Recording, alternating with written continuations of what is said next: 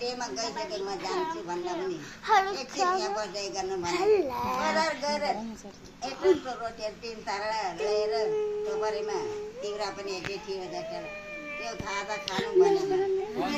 डेमा गएर जान्छु भन्दा पनि होइन नजानु हाने एकछिनमा मात्रै जाउँ भनेर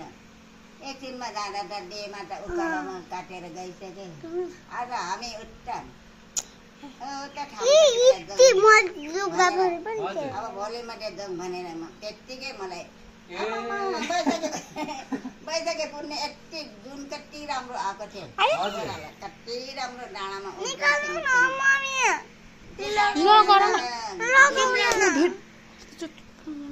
काटेर डाँडा काटेर यता डाँडा अलिकति उता गएपछि चिया पर्छ उता निस्केर गएर घर बेटा पछि गयो उता घरमा पुगेपछि गए त के भने कहाँबाट आइसँग भन्दै थियो अनि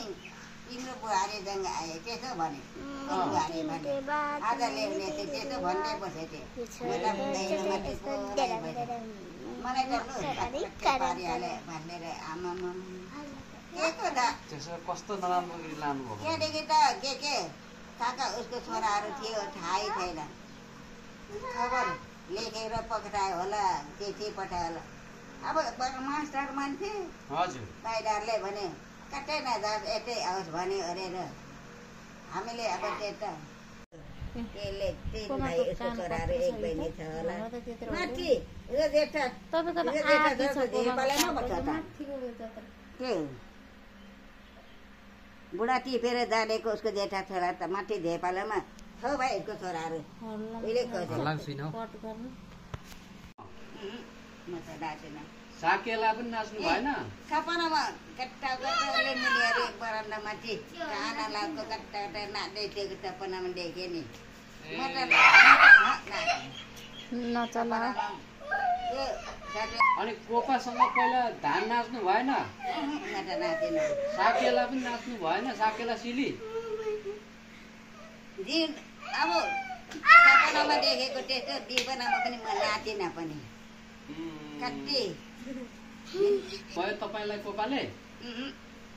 के भनेर फगाउनु भयो त कोपाले आमामा हिँड्दाभरि हरेक उसको स्वास्नीले हराएर मलाई लागेको